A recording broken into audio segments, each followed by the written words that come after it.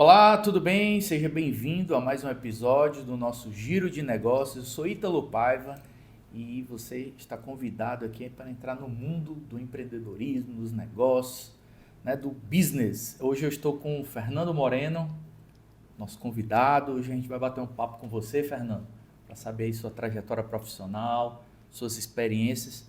E o Giro de Negócios é isso, viu, Fernando? A gente chama pessoas que estão fazendo diferença no mercado para a gente ter essa troca aqui. Eu tenho certeza que vai ser uma conversa muito rica aqui e construtiva. Olá, Ítalo. Obrigado pelo convite. Bom dia, boa tarde, boa noite. Hoje, com as redes sociais e as gravações que acontecem nas entrevistas e nos bate-papo, e a gente não sabe que horas isso vai ser escutado por alguém. Nem a hora, nem o lugar do mundo, né, No Fernando? lugar. Então, bom dia, boa tarde, boa noite para você que vai nos escutar.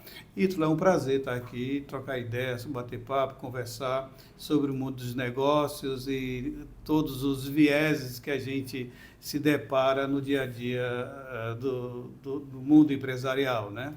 E Legal. também do mundo profissional, né? Afinal de contas, a gente tem ali nas empresas pessoas, né, que estão em busca de objetivos, de metas e precisam se dar conta de que o mundo empresarial tem riscos, tem uma série de questões que é preciso a pessoa se preparar, né, e enfrentar essas situações. Sim, sim, com certeza, Fernando. Na verdade, aqui a gente recebe empreendedores, mas também autônomos, Perfeito, administradores, muito bom, gestores de negócios. é muito bom. Essa troca de ideias, essa troca de conhecimento, de saberes, ajuda muito, né? A gente, na formação principalmente, de quem está entrando no mercado, de jovens profissionais.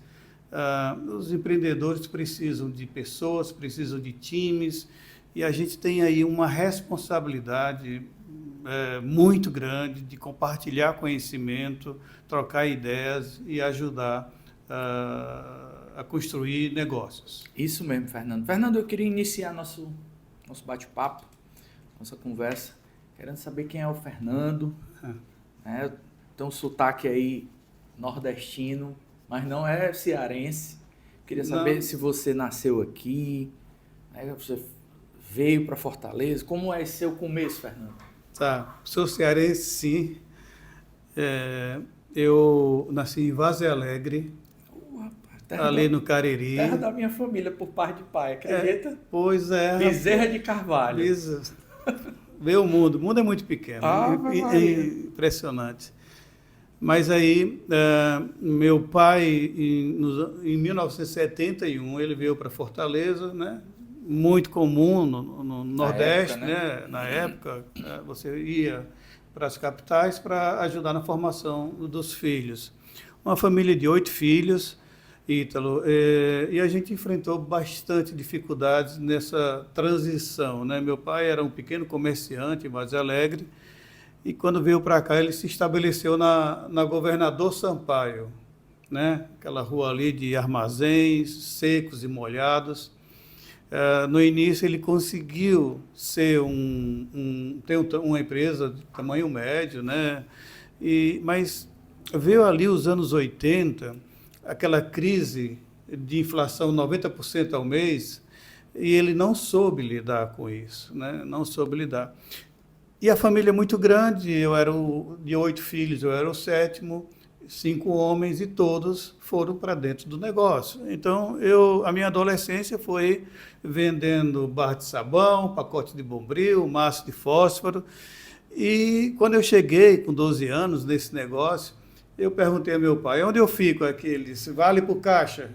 E aí eu fui ser caixa do negócio, e isso mais tarde Ah, cara, foi legal. responsável pela minha escolha pela área financeira, né? Boas lembranças dessa época aí da chegada aqui, de trabalho, com a família? Foi um tempo de muita luta. A família grande, bem difícil. O Brasil estava enfrentando algumas dificuldades, quer dizer, inflação de 80%. Meu pai sempre foi comerciante, né? Meu pai, como tantos empresários que a gente vê hoje e sempre assistiu, ele era um grande vendedor, mas ele tinha muita dificuldade com finanças, muito. O perfil dele era mais executor, né? Executor, era mais comercial. Ele tinha um papo excelente, uma pessoa. Todo mundo gostava dele. Tudo, mas assim, e uma formação do ponto de vista de valores muito ético, muito justo. E foi por esse viés também que ele enfrentou dificuldades na vida. Você tem uma ideia, ele vendia na cadernetinha. Inflação o fiado, né? O fiado, inflação de 80%, 90%, e muitas vezes ele recebia sem corrigir. Resultado foi queimando o capital de giro. Nessa época era bom se o cara corrigisse, né? Pois é, você botava só 1 quilo de arroz, não botava preço. Quando a pessoa viesse pagar no outro mês, botava o preço do dia. Você ganhava dinheiro assim. Mas era assim, meu pai. Então ele é uma pessoa muito bacana, com muitos valores assim, que nortearam a formação dos filhos e dos netos. E, enfim, é uma história que se prolonga e a gente tem muito orgulho disso, mas... Chegou a quebrar o negócio? Praticamente quebrou, porque ficou um negócio muito pequeno. Pra você ter uma ideia, eu com 25 anos fui fazer uma entrevista, foi a segunda fase da minha vida. Em 89 eu saí de Fortaleza, tinha acabado... Mas antes de tu sair de Fortaleza, Fernando, quer dizer então que nesse primeiro momento você se descobriu ali analítico, aquele cara dos números, quando você foi trabalhar no caixa da empresa do seu pai? Eu não tinha noção do que era... assim, que aquilo ali ia ser muito importante para o meu futuro. Mas foi a tua primeira Foi uma coisa que eu aprendi muito, foi a gostar de matemática ali, porque a gente fazia a conta na canetinha ali, no lápis, né? A pessoa e somava e esse cara, estou aprendendo a fazer conta rápida. Então, realmente, eu me coloquei nessa posição e terminei... não sei se gostando ou não, mas terminei fazendo bem feito aquilo que estava para que eu fizesse, né? Isso é uma característica minha. Eu sempre tive muita vontade de conhecer e de aprender as coisas, né? Vontade de realizar. Eu acho que isso é fundamental. Todo mundo tem que ter vontade de crescer, vontade de aprender, vontade de ultrapassar seus limites. E jovem ainda eu comecei a fazer isso de uma maneira muito intensa, né? Então, sim, foi um período que eu trabalhava de domingo a domingo com meu pai. Às vezes meu pai chegava assim, você é meu braço direito. Puxa, aquilo tinha um valor enorme para a formação. Que orgulho, né? O orgulho e tal. Muito bom. E isso. Mas em 89... Aí é que motivava o cara a estudar, a fazer melhor, né? Em 89 eu precisava... cortar esse cordão umbilical. Eu precisava cuidar da minha vida, porque senão eu seria, né? E aí eu fui para Recife e tinha lá uma entrevista para fazer, para entrar numa empresa. Mas aí tu já tinha quantos anos, Fernando? Eu estava com 25 anos. 24, 25. Então passou muito tempo na Governador Sampaio. Sim, bastante, de 12 anos a 25. O meu ensino ginasial, que hoje é colegial, eu trabalhava de manhã e estudava à tarde.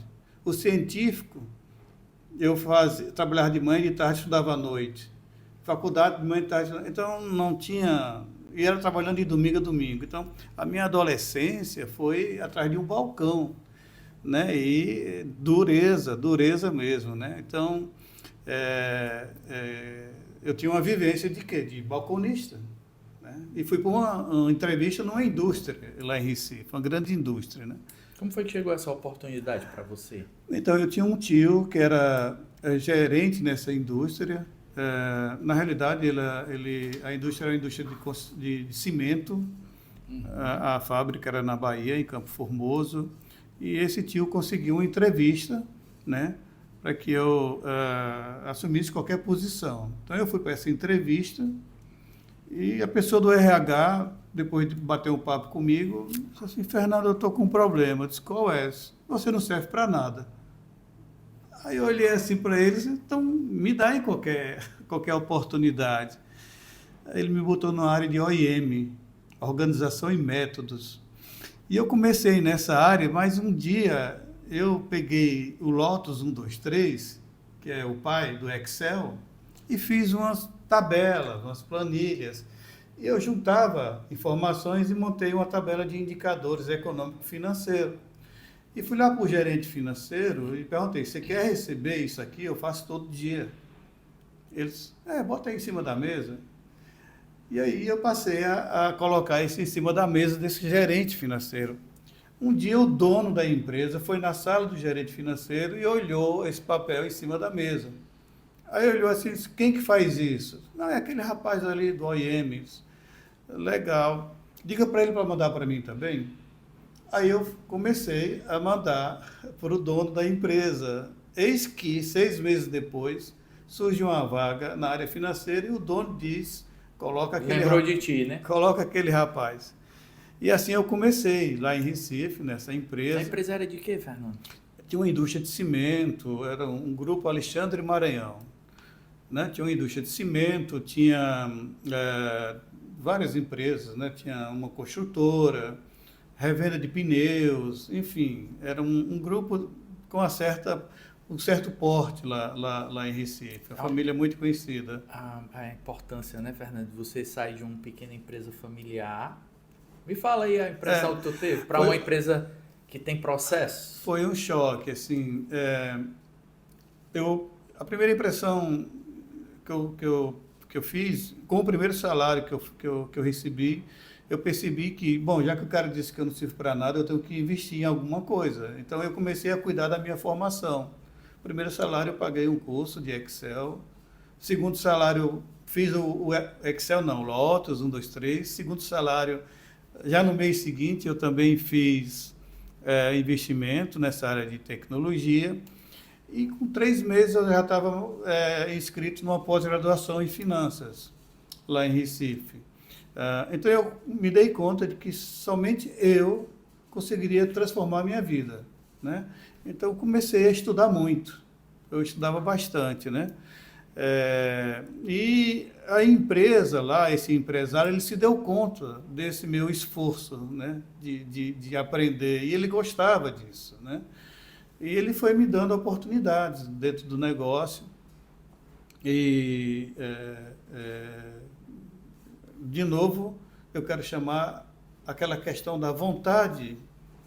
Essa vontade está dentro da gente, de realizar as coisas. Pode falar aí para quem está ouvindo aí. Na verdade, a pessoa tem que ter o objetivo, né? Tem que ter uma chama ali no coração, não pode fazer...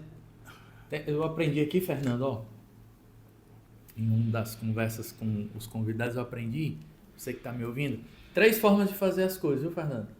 Tem o teu jeito, tem de qualquer jeito e do jeito certo. A gente sempre busca fazer, né, com vontade, do jeito certo. Inclusive,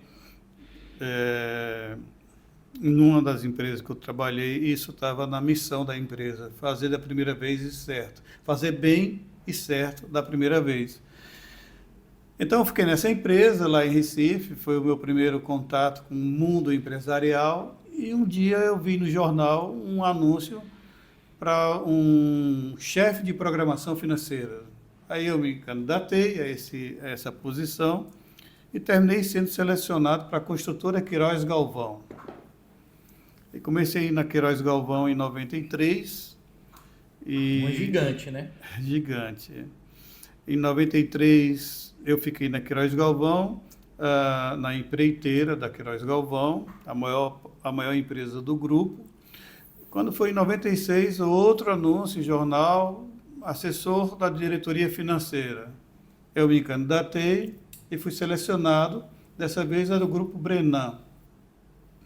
E aí eu entrei no Grupo Brenan, conversei com a família Queiroz Galvão, enfim, toda vez que eu saí de uma empresa na minha vida profissional, eu sempre deixei as portas abertas, né? Isso é muito importante.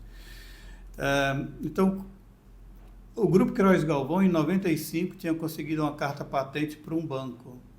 Quando eu saí da Queiroz Galvão para o Brenan, a família Queiroz Galvão disse, vai falar com o Carlos de Queiroz Galvão, que é seu presidente do banco, que ele quer que você vá para o banco.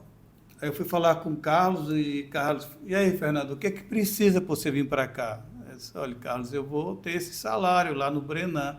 Aí ele, não é muito. Eu disse, então deixa eu ir para lá, fazer essa experiência e deixar a porta aberta aqui. Com 6 meses eu estava de volta, eles resolveram pagar o que eu pretendia.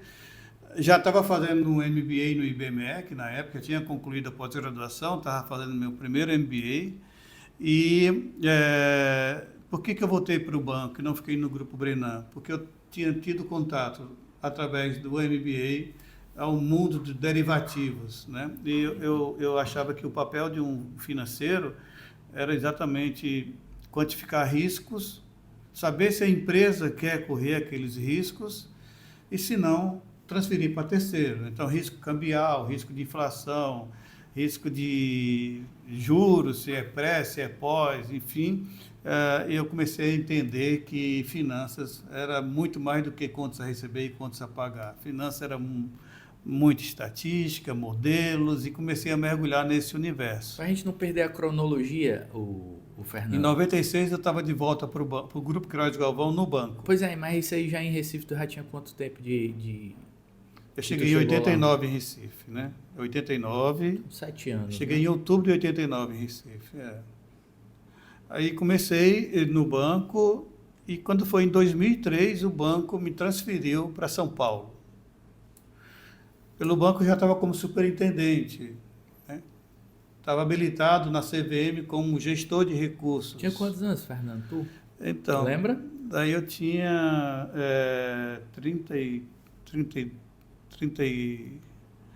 64, 38, 37 anos. Isso. Fui... Já tava uma boa idade, né? Maduro, né?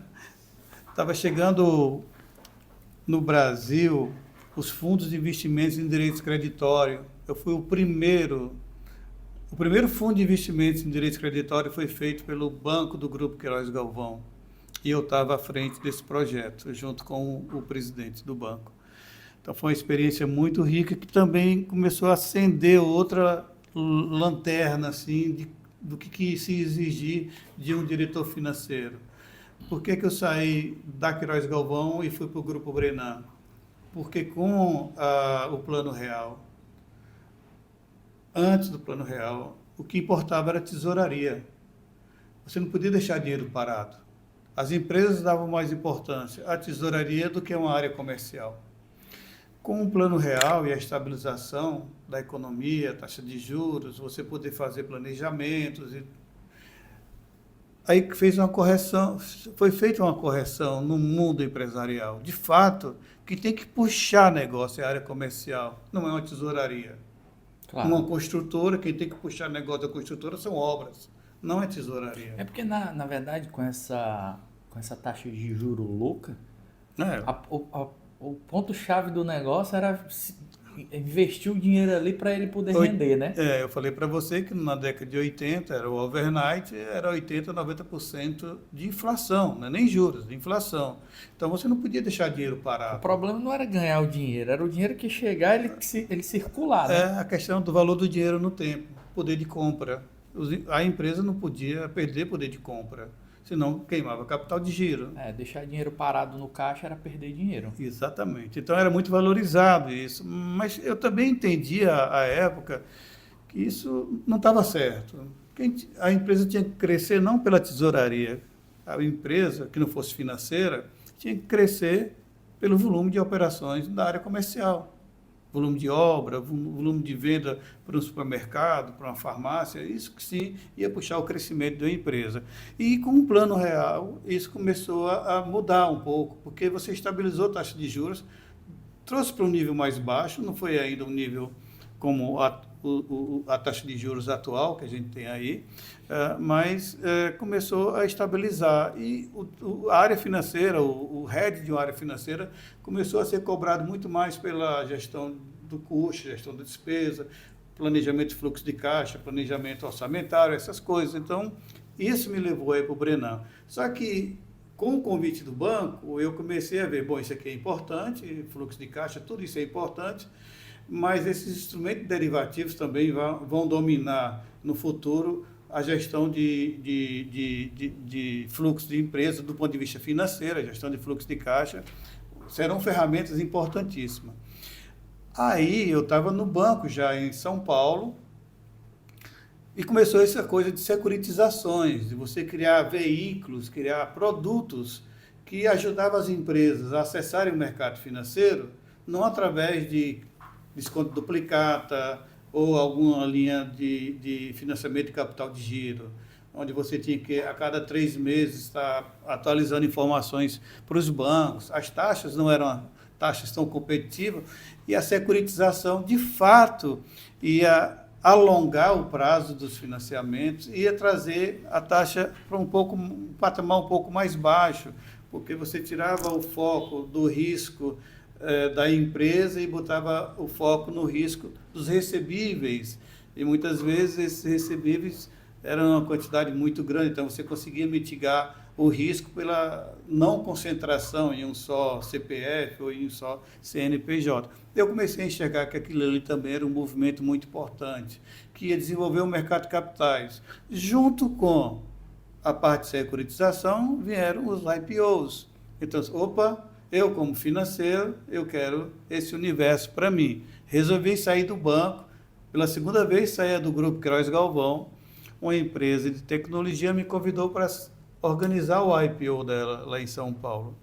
Rapaz, então, na década de 90, tu já participou de uma 2000, transação assim? Eu fui para São Paulo em 2003, final de 2003. E saí da Queiroz Galvão em final de 2005. Fui para esse projeto. E aí vem um primeiro... Quer dizer, então, que essa consultoria, esse processo de IPO, tu já teve uma oportunidade de participar? Sim. De participar da ideia, mas também constatar que era um desejo, mas que o empresário não tinha feito o dever de casa.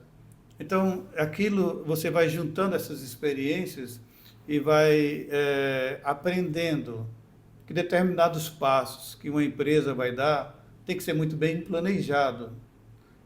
Você tem que trazer para o dia a dia da tua empresa a questão do planejamento estratégico, do planejamento financeiro, 5 anos na frente, e fazer disso daí a tua governança. Você tem que ter planejamento. Sem planejamento, você fica sonhando em fazer algumas coisas, mas você muitas vezes não consegue realizar esses sonhos, porque falta transformar isso num plano de negócio. Quer dizer, então, que um empresário teve um sonho de fazer o IPO da empresa dele. Para você que não sabe, é você pegar a empresa e abrir na bolsa, né, para que você venda ações dessa empresa. E aí tu participou disso com ele, mas ele não tinha lastro. Ele precisava amadurecer mais aquela ideia de IPO. E eu comecei a perceber que não ia virar um IPO, né?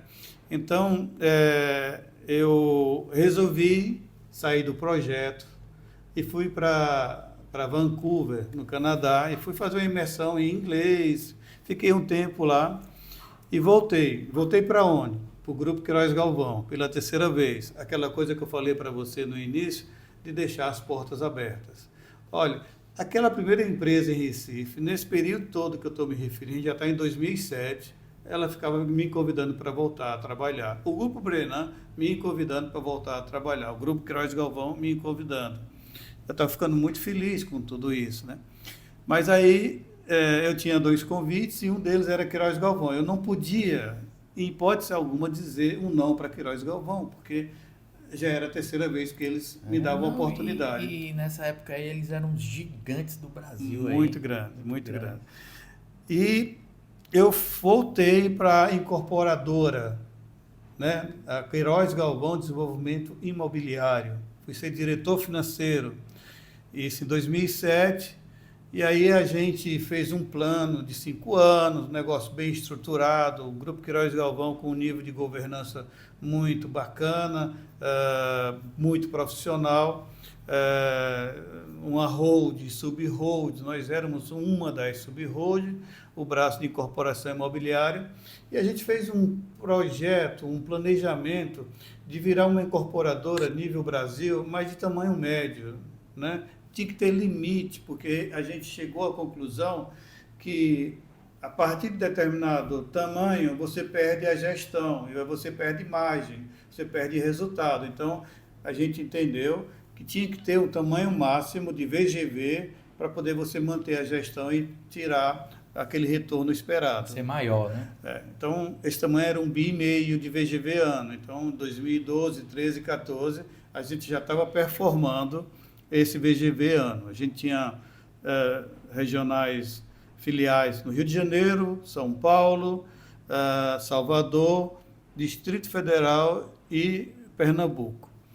Então, a empresa estava indo muito bem, uma empresa muito bem gerida, um grupo muito forte, muito capitalizado. Mas aí, no final de 2014, veio um fato, um acontecimento que conversa com a questão de gestão de crises, né? Enfim, todo mundo sabe o que aconteceu com a operação Lava Jato e tudo.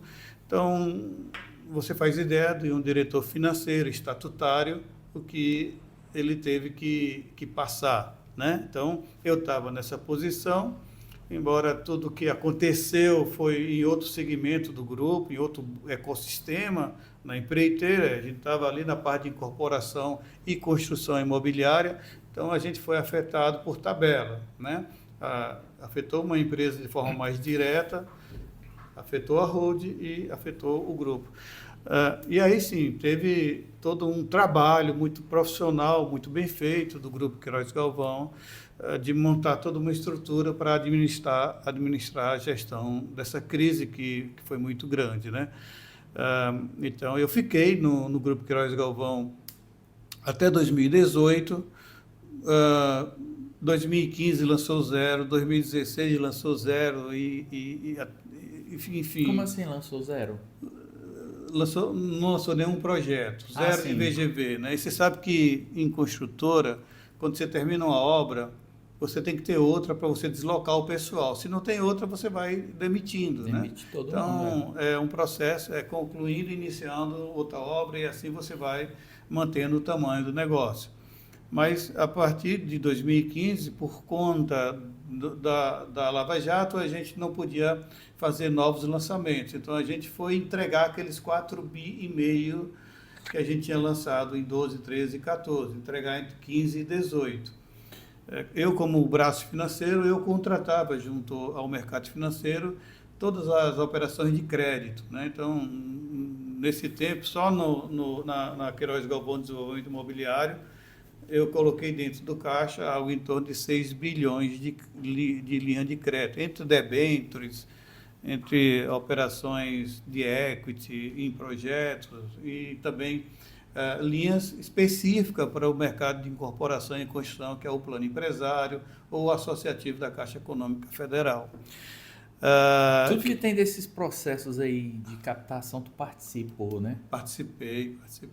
Até de estatais, bancos privados. Private placement, a gente teve um momento que a gente resolveu ir a mercado, buscar um investidor para o braço de incorporação e construção, um fundo americano se habilitou, e aí a gente entrou no processo de negociação. Ele colocou um cheque na mesa por 28% e o sócio da Queiroz Galvão só dava 23% por aquele valor, e terminou o negócio não se realizando, pela diferença de 5%. Isso em 2013, em 2014 veio a Podia ter mantido vivo, não era o negócio? Mas foi uma experiência rica para a gente, como executivo de uma área financeira. Lá atrás eu tinha... Não, eu digo essa decisão dele de ter aceitado o fundo. Sim, depois eles repensaram. É possível. Foi uma oportunidade... Mas ninguém tem bola de cristal, né, para adivinhar o futuro. E eles estavam num processo... Cara... Não precisava de... O grupo estava investindo muito e o grupo estava alavancado naquele momento, financeiramente. Alavancado é quando você faz muitos investimentos e você aumenta teu endividamento. Então, a parcela de recursos próprios você reduz, aumenta a parcela de capital de terceiro através de dívidas e você vai se alavancando, você vai criando um compromisso financeiro para o futuro muito forte. Então, você só faz isso quando você tem, claro, um plano de negócios, né, em vários segmentos. A gente tinha, na época, o grupo, o maior parque eólico do Brasil. Existia o segmento de energia do Grupo Queiroz Galvão, tinha 3 PCHs, uma delas produzia energia suficiente para abastecer um estado, tipo o estado do Maranhão, alguma coisa assim. Então, é um grupo muito forte, sabe? E que estava apostando muito no Brasil, como outros grupos do mesmo segmento, né? A gente tinha lá o braço de petróleo e gás, que a gente produzia aquelas plataformas que você vê que, em alto mar ou offshore, ali em terra mesmo, explorando poços de petróleo. A gente tinha a tecnologia de explorar em águas profundas, estava começando a dominar. Enfim, as empresas de engenharia, essas grandes empresas brasileiras, investiram durante muito tempo em tecnologia, né? Em tecnologia, a parte de engenharia foi um investimento muito alto e nesse período foi adquirido um conhecimento muito especial e caro, né? E outra, viu, Fernando, ter acontecido isso, claro que é importante, né, para o Brasil e toda a questão de investigar e tudo, mas também é um prejuízo muito grande, né, cara? Pois é, esse investimento feito... Fragmentar uma empresa desse porte. Eu digo que o segmento... Quer dizer, a gente tinha ali na frente o pré-sal, na Bacia de Santos, e as empresas brasileiras estavam se preparando para fazer esses investimentos. Toda a tecnologia foi adquirida, isso custa dinheiro, isso leva tempo, sabe? A gente vê hoje os países, acordos de troca de tecnologia, o Brasil mesmo agora fez uma viagem à China e vários acordos comerciais foram fechados e também de apoio nessa área de tecnologia, né? A gente tem algumas coisas que a gente não domina ainda e alguns países já dominam. Aqui no Ceará teve o último que eu lembro assim, expressivo, foi o acordo com a Coreia do Sul, né, que trouxe a siderúrgica para cá. E a gente importa essa tecnologia porque a gente não tem ainda essa tecnologia em casa.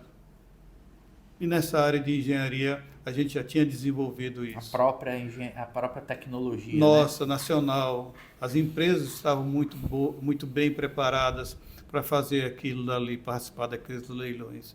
Então, tu fala aquela época também do Eike Batista, né? Eike Batista foi um pouquinho antes. Ele 2012, né? 2012, 2011. Então,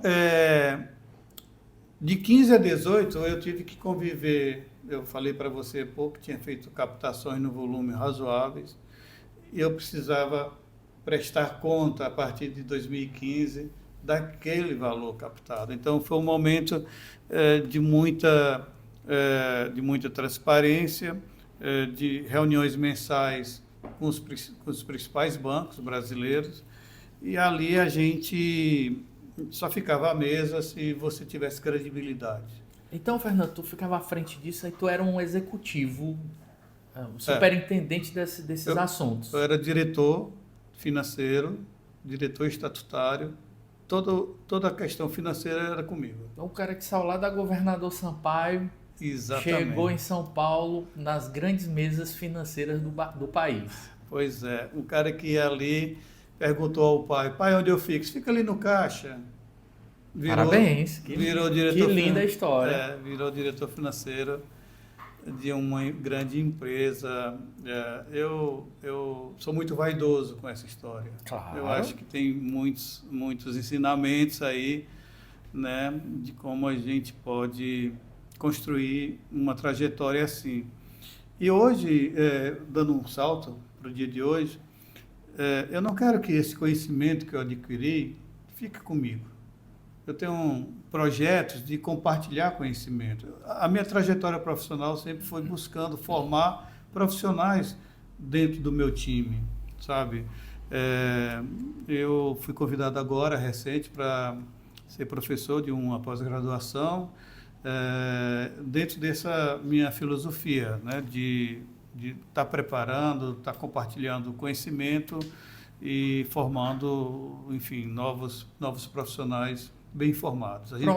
Pronto, Fernando, é muito importante agora para a nossa audiência aqui, eles escutaram, entenderam, mas hoje, de fato, assim, o que é que o Fernando pode contribuir em uma empresa? Qual é uma consultoria que ele tem? Qual é o ensinamento que ele chega para contribuir? Pois Ítalo, a gente está vendo a inteligência artificial, a gente está vendo uma transformação muito grande, muito rápida no universo dos negócios. E eu vislumbro que a área financeira ela vai passar por transformações importantes, sabe?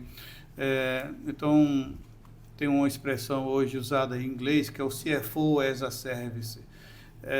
Você pegar e ter um diretor financeiro, que ele é diretor financeiro ao mesmo tempo de várias empresas. Então, tem empresas menores que desejam contratar um profissional para tocar essa área financeira e muitas vezes não tem orçamento para contratar um diretor financeiro com experiência e com vivência e pagar a ela só o salário desse diretor. Mas com a tecnologia, assim como aconteceu com os escritórios de contabilidade, você tinha um contador para uma empresa e de repente você abriu um escritório de contabilidade e você passou a ter várias empresas como clientes do teu escritório. Então, essa questão do diretor financeiro, a gente está vendo o BPO sendo muito forte. Eu acho que o diretor financeiro vai ser, sim, uma pessoa que cada vez mais, né, ele vai estar saindo de dentro de uma única empresa, ele vai ter um negócio e vai ter vários clientes, onde ele vai assumir a área financeira desses clientes, né? É o que você propõe? Exatamente. Eu acho que isso é uma tendência sem volta, né? A informação hoje, cada vez mais, ela deixa de ser uma informação bruta, ela é tratada e passa a ser uma informação para você tomar decisões, né? Então, como os sistemas ERPs estão ficando cada vez melhores, você tem que trabalhar a governança dessas empresas. É evidente que não basta você ter um sistema, não basta você ter um bom ERP, você tem que ter processos e você tem pessoas. Então, tudo isso tem que estar aderindo um ao outro, para poder a informação que é bruta ficar informação em condições de ser usada na hora da tomada de decisão, né? Então, eu acho que esses processos evoluem para você ter a possibilidade de uma empresa que tem um tamanho pequeno ou médio, daqui a pouco, contar também com um grande profissional ou até um time de profissionais lhe ajudando nos processos. Muitas vezes o empresário ele é muito bom do lado comercial, ele é muito bom do lado da produção, ele aquilo que motivou ele a criar uma empresa, mas às vezes ele se perde ali na questão financeira, na gestão do dia a dia, né? Então, se ele puder estar dedicado e focado naquilo que ele sabe fazer bem e alguém puder ajudá-lo nessa questão, né, de financeira, sim, e tudo, de acesso ao mercado financeiro, de acesso ao mercado de capitais, buscar a linha de crédito para esses empresários, né? Criar um planejamento estratégico e um planejamento financeiro, ou seja, trazer uma governança diferenciada para essas empresas, ela vai começar a ser vista no mercado de uma forma diferente. Na verdade, Fernando, é profissionalizar de fato exatamente a parte financeira, porque a gente ainda já está acabando, viu? Mas essa parte que eu vou te falar agora, a pessoa, não, a gente vendendo e ganhando aqui, botando dinheiro para dentro, se resolve tudo. Não é bem assim. Porque, na verdade, o faturamento e a despesa, né, elas são inversamente proporcionais, né? Exatamente. Um outro viés disso que você está falando, Ítalo, eu costumo ser convidado por empresários para apagar um incêndio. Sempre, né? Só chama o consultor e o profissional quando está pegando fogo o negócio. A água já passou do nariz, né? Eu até escrevi um artigo recente sobre isso, porque é como você tratar o sintoma da febre, mas você não tratar a febre, a causa, né? Você usa um antitérmico para diminuir a temperatura, mas depois que passar o efeito, a febre volta. O empresário ele precisa entender o que está causando aquela crise, aquela necessidade de caixa. O último me disse, eu nunca atrasei a folha. E o mês passado eu não tive dinheiro para pagar a folha total, faltou. Então, aquilo ali é só um sintoma. Você precisa mergulhar no negócio e entender o que está causando isso, né? Então, é necessário uma profissionalização, é necessário organizar os processos, é necessário fazer um planejamento, porque você pode até tratar o sintoma da febre, e é necessário. Apagar o incêndio é necessário, você precisa apagar o incêndio. Mas não só isso, você precisa ver o que causou o incêndio e tratar a muito causa. Também, Fernando, do orgulho, sabia? O cara fica querendo tapar o sol com a peneira, botando ali aquela história que o cara bota a sujeira embaixo do tapete, né? Tem que ter coragem para enfrentar o problema de fato, né? Sim, sim. E tem uma coisa que aí já são empresas de um tamanho médio para grande, que é preciso, empresas familiares que eu me refiro quase sempre, né? Que você tem ali o fundador, que foi uma pessoa que teve uma ideia e que criou realmente uma empresa grande, mas ele continua, depois que a empresa está grande, centralizando as decisões. Achando que ele é o centro de tudo. Né? E isso não pode continuar assim, é preciso trazer uma governança para dentro dessa empresa, descentralizar as tomadas de decisões e criar um time forte, porque as crises acontecem. A gente tem que estar preparado para enfrentar crises dentro do ciclo de uma empresa. Então, nesse momento, você tendo um time, você enfrenta a crise de uma maneira mais organizada, com a governança melhor. E você passa a imagem para o mercado, para os credores, de uma forma mais contundente, que não é uma empresa de uma pessoa só.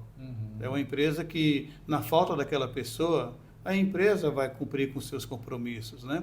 Então, o empresário, ele tem que, muitas vezes, quando a empresa familiar alcançou um tamanho grande, criar a ideia de uma hold, de um conselho, ir para o conselho e entregar a gestão da empresa. Tudo isso aí você tem experiência, né, Fernando? Tenho sim. Entregar a gestão da empresa a um profissional de mercado, dar condições para esse profissional de mercado fazer um bom trabalho. Muito né? bom. Muito isso bom. Tudo com controles, com governança, enfim, isso é fundamental. Dentro de uma realidade, né? O empresário, ele é fundamental, porque tem estatísticas aí que mostram que empresas familiares são mais lucrativas do que empresas com capital aberto e tudo.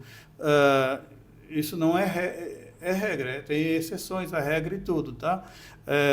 Mas, assim, se você é empresa familiar e tem essa característica de mais controle, você não precisa perder essa característica, só precisa criar uma estrutura de governança mais profissional e reforçar esse lado do controle, reforçar essa cultura do empresário. Agora, ele tem que sair um pouco de cena e, muitas vezes, assumir o lado estratégico do negócio. Sim. É fundamental, ele está puxando a empresa, ele está olhando para frente, vamos expandir, não, vamos vender, vamos fazer um M&A, vamos fazer um IPO, vamos abrir novos mercados.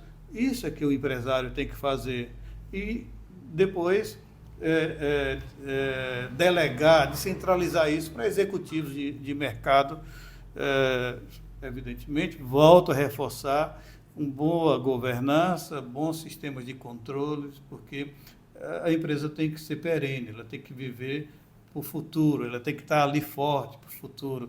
E os acontecimentos hoje, eles estão numa velocidade muito grande. Uma pessoa só, às vezes, não dá conta de tudo. Não. Você que está assistindo, aqui na descrição desse vídeo, eu vou colocar a rede social, os contatos aí para você falar com o Fernando, trocar uma ideia, de repente perguntar alguma coisa que você está passando aí na sua empresa, tá bom? Pode ser, Fernando? Pode, claro, estou à disposição. Pronto. Fernando, você falou de crise, né? Crises. Quais os tipos de crise? Eu queria que você pontuasse algumas crises para que de repente a gente possa aí sensibilizar alguém que de repente está passando por um momento assim. Perfeito. Ítalo, eu vou falar aqui das causas de crises, mas sempre com um viés que afetou o caixa, afetou o lado financeiro, né? Então, crise, a gente tem crise causadas por fatores externos ou fatores internos, né? Então, fatores externos, uma pandemia pode gerar uma crise, uma tecnologia nova, uma concorrência com nova tecnologia, e isso pode gerar uma crise no teu negócio. Uma política macroeconômica, um aumento de taxa de juros que reduz a capacidade do teu cliente em adquirir aquele produto. Então, isso pode gerar crise. Assim, são crises externas que você tem que estar preparado para enfrentar. Crises internas, má gestão, falta de planejamento, né? Essas questões terminam por afetar o teu faturamento, a tua imagem, né? O cliente fica assustado, né? Uma má gestão e começa a sair notícias na imprensa, em redes sociais, e aí você tem que administrar tudo isso, né? De uma maneira muito profissional. Então, do lado interno, né? Você tem problemas de produção, mau planejamento, problema nas entregas. Quando isso atinge a imagem do teu negócio e tem como consequência uma queda no faturamento, uma queda na credibilidade, mais cedo ou mais tarde isso vai afetar a tua capacidade de liquidez, tua capacidade de pagamento. Sim. Então, você tem que estar preparado para isso, né? Então, é esse universo, né, que todo empresário, todo empreendedor tem que considerar, se preparar, né? Tem que considerar que pode atingir a empresa dele, que pode atingir o negócio dele. Ele tem que deixar de ser reativo e ser proativo. Aquele negócio do planejamento. Planejamento é tudo para uma organização. Planejamento de 5 anos, envolver toda a empresa, todos os departamentos no planejamento, né? Você ter cenário otimista, considerar o cenário pessimista. Aconteceu isso, eu vou ter que reduzir minha operação, vou ter que fazer demissões. Parar de ser aquele cara otimista demais. Né? Então... Só cenários bons era maravilhoso. A crise, ela dá sinais, dá sinal, está começando a acontecer isso. E muitas vezes o empresário, ele não dá atenção àquilo dali. Então, dentro do planejamento, você tem que ter a flexibilidade de rever o planejamento. Então, você faz o planejamento no final do ano, para os próximos 5 anos, e no ano seguinte, ali em maio, junho, você senta com o time para fazer ratificar ou retificar aquilo que foi planejado para aquele ano. Porque já passou o primeiro trimestre, você já percebeu a postura do mercado, então você tem que sentar, pode virar meritocracia para aquele ano. Prego batido, ponta virada, a gente vai trabalhar em cima disso. No final daquele primeiro ano, você faz novamente para os próximos 5 anos. Você vai fazendo sempre isso. Isso é fundamental, tá certo? Para você evitar crises, né? Algumas você, mesmo tendo planejamento, você não consegue evitar. Eu citei um caso da empresa que eu trabalhei, né? Ali em 2014, uma questão que foi muito forte, né? Mas a empresa tinha planejamento. Eu falei do braço de incorporação imobiliária, a gente tinha um planejamento espetacular. A gente projetou o que queria ser, chegamos naquilo ali, entrando na fase que a gente chamava voo de cruzeiro, ou seja, manutenção daquela participação no mercado. E veio uma coisa externa e afetou o plano de negócio. Então, como que você reage àquilo? Como é que você se prepara para reagir àquilo? Isso que é fundamental na hora da crise. Empresário nenhum deve achar que vai ser sempre céu de brigadeiro. Não vai. Vai ter um momento que ele vai ser testado. E aí é onde ele vai dizer que o negócio dele é resiliente, é forte. E muitas vezes, o Fernando, quando ele acredita que está desse jeito aí no voo de cruzeiro na cabeça dele, né? Muitas vezes, eu sou empresário há mais de 20 anos, né? O financeiro dele está desviando alguma coisa, Sim. né? Governança. A governança... É a atenção total. É. É o que quebra um negócio, é você achar que está... Você percebeu que eu tenho repetido essa palavra aqui insistentemente, né? Governança? Governança. Governança significa você profissionalizar o negócio, você trazer profissionais adequados ao teu orçamento, mas sempre estar preocupado em melhorar o nível dos profissionais, você criar processos, você criar uma tecnologia, tudo que você vai criar subordinado à governança. A governança é como se fosse uma nuvem que paira na cabeça de todos que fazem aquela empresa. Todo mundo sabe qual é a governança, quais são as metas, quais são os objetivos. E todo mundo trabalha em prol disso. É o que todo empresário quer. Pois é. Muitas vezes a governança significa tirar um pouco do poder do empresário, né, na tomada de decisões. Por exemplo, você pode, dentro do projeto de governança, criar um comitê de investimentos. Então, uma decisão que antes era tomada única e exclusivamente por uma pessoa, uma construtora, por hipótese. Eu vou comprar aquele terreno. E o dono tomava a decisão de comprar aquele terreno porque o dono achava que era um bom negócio. A visão dele, né? Então, você tira essa decisão de comprar, de investir para um comitê de investimento, onde você traz ali numa construtora a área de novos negócios, a engenharia, o financeiro, e uma decisão é colegiada. Claro, o dono pode até ter o voto de Minerva, o decisivo, claro, se a situação ficar empatada. A governança já definiu lá atrás qual o tipo de terreno que a gente quer, qual a forma de pagamento que a gente quer. Então, se esse negócio está dentro do que foi definido na governança, fica mais fácil a decisão, mas a decisão é do comitê de investimento, não é de uma única pessoa. Muito então, bem. O empresário, nesse momento, ele pode achar que está perdendo algum tipo de poder de decisão para um comitê, mas ele está fortalecendo o negócio dele. Claro. Então, é por aí, né? É por aí. A peça mais importante da governança, da implantação da governança, é o fundador, são os sócios, a família que está ali à frente. Claro. Fernando, nesse momento da nossa conversa, tá? Eu queria presentear você. Pode abrir aí. Rapaz. Você botar lá na sua sala lá e quando estiver tomando café, lembrar do nosso bate-papo aqui. Muito legal. Olha aqui. Queria parabenizar você, Ítalo, pela sua capacidade de empreender. Obrigado. Conheço sua história e o que você está fazendo aqui, dando a possibilidade da gente compartilhar saberes, compartilhar conhecimento. Isso é muito importante para a gente fortalecer o mundo dos negócios. Com certeza. Obrigado. Parabéns, viu? Obrigado. Aqui é um planner, pode abrir também, presente para você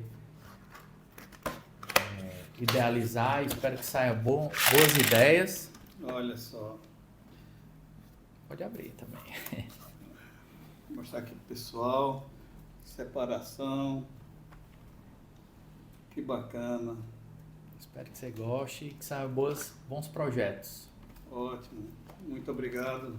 E aqui, Fernando, o meu livro, né, A Era das Empresas Enxutas e Lucrativas. Eu já fazer uma dedicatória para você. Que pessoal, né? E que, de fato, né, como você diz, a parte financeira profissionalizada faz toda a diferença em qualquer negócio. Para manter uma empresa forte, crescente, com projetos, ela não passar nenhuma dificuldade básica, como o pagamento de fornecedores, As dívidas as bancárias. dívidas bancárias e principalmente, pelo amor de Deus, os colaboradores. Os colaboradores, Já pensou? isso. É fundamental a colaboração da área financeira, mas assim, é como um organismo, né? Como um corpo humano, né? O financeiro, ora é o coração, ora é o cérebro, ora é o rim, o fígado. Nós somos, dentro de uma organização, um corpo, né? Ele funciona integrado, ele funciona em conjunto. Cada área tem sua importância para aquele negócio, né? Parabéns pelo livro. Obrigado, Aqui Fernando. também é uma forma muito importante de você compartilhar conhecimento, a sua Isso. experiência de vida, fazer com que mais gente possa ler, possa entender, possa criticar, possa sugerir, né, formas mais profissionais e melhores de fazer o mesmo, de uma outra maneira. Isso mesmo. E aí, Fernando, eu agradeço a sua participação aqui no nosso Giro de Negócios. Gostei muito da sua história profissional. Entendi e espero que você que está nos assistindo, né, tenha entendido também a proposta do Fernando, né, o tema da nossa conversa, e que de fato faz toda a diferença em qualquer organização. E eu gostaria muito que nesse momento você desse aí vamos dizer assim, um direcionamento. Vou nem dizer luz, não, porque cada um tá no seu momento, né, Fernando? Tá vivendo ali a sua trajetória. Mas tem muita gente, sabe, Fernando, que está passando ali por um problema financeiro, de repente não se atualizou no sentido dos aplicativos, da inteligência artificial, de fato.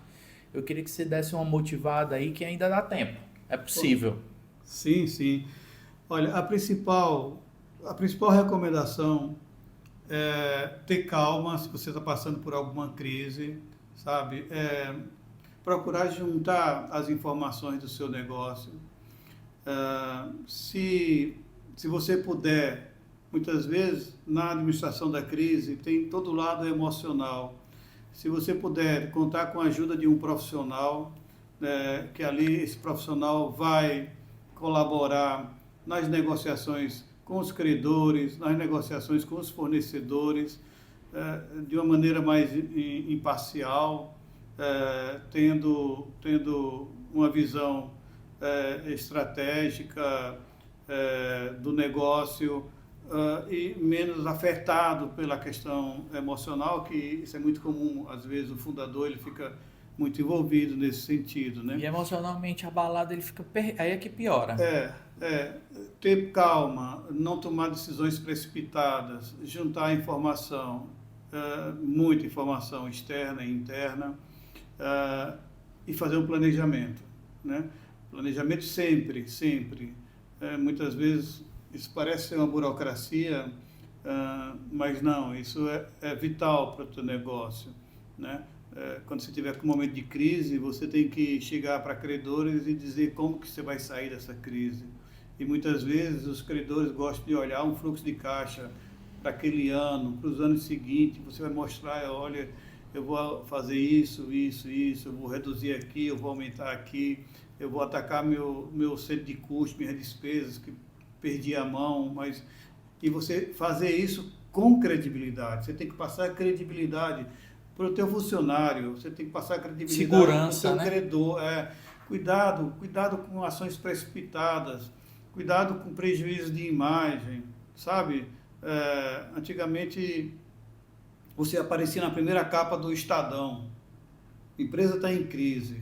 Hoje tem várias formas de você não aparecer na primeira capa do Estadão e mesmo assim o teu faturamento ser afetado, né? Porque tem redes sociais, tem isso.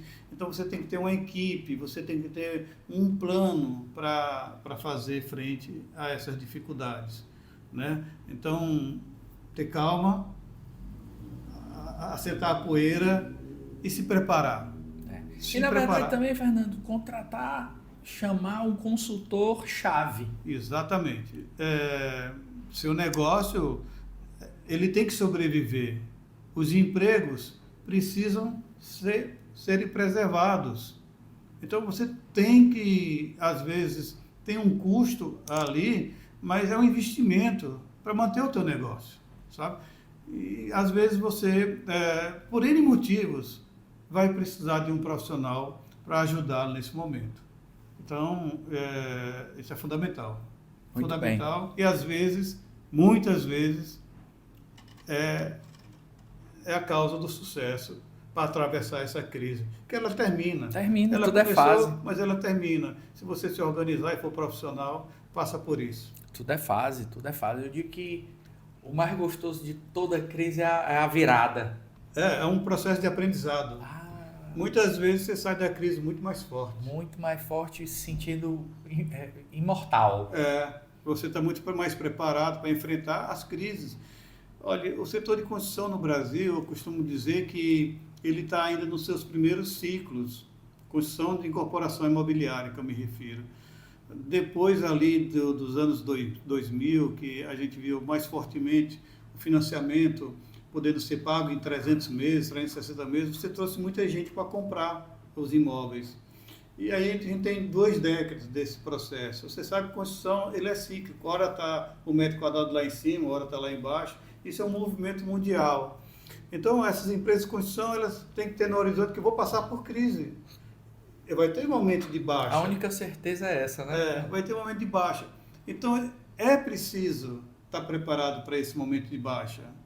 E se você passa por uma crise, 2, e você sai dessas crises, né? Você sai mais fortalecido. Então é importante você ter calma, acreditar que vai sair da crise. Agora você tem que estar bem preparado para isso e muitas vezes contar com a ajuda de terceiros. Sempre. E mais uma vez, você que está nos assistindo, muito obrigado por ter ficado até agora conosco. Como eu falei, na descrição desse vídeo tem os contatos do Fernando, né? Você que se identificou e de repente quer bater um papo com ele sobre qualquer assunto, né, que a gente abordou aqui, fica à vontade, eu tenho certeza que ele está de braços abertos aí para lhe receber, trocar uma ideia com você, tá bom? Mais uma vez, muito obrigado. Fernando, parabéns pela sua trajetória profissional, né? Espero que você tenha muita saúde, muito sucesso aí daqui para frente. E a gente se põe aqui à disposição no que você precisar, tá bom? Não só no projeto do seu livro também, que a gente comentou aqui, mas em assuntos diversos aí que a gente possa contribuir com você, tá bom? Muito obrigado e muito obrigado a você que ficou conosco aqui. Tudo é feito com muito carinho. Espero que você tenha gostado desse episódio aqui com o Fernando. Obrigado, Ítalo. Muito obrigado pelo seu espaço, pela sua escuta, pela escuta de vocês. Estou à disposição. Podem me procurar. Aquilo que eu puder ajudar, eu vou ajudar. Beleza. Muito obrigado, Fernando. Obrigado, um abraço. Valeu, tchau. Eu vou te apresentar a Giro Coworking, especialista em endereço fiscal. Nossa sede fica aqui em Fortaleza, no bairro Joaquim Távora, localização privilegiada e estratégica, próxima a vários pontos comerciais e repartições públicas. Aqui no Coworking também realizamos o gerenciamento e recebimento de todas as suas correspondências e encomendas. A contratação do nosso serviço de endereço fiscal é 100% online e zero burocracia. Em até 15 minutos é possível concluir todo o processo e já disponibilizamos toda a documentação que você precisa para abrir e ou atualizar o seu CNPJ. Você empresário que ficou interessado e quer saber mais, clique agora mesmo nesse link abaixo e fale conosco.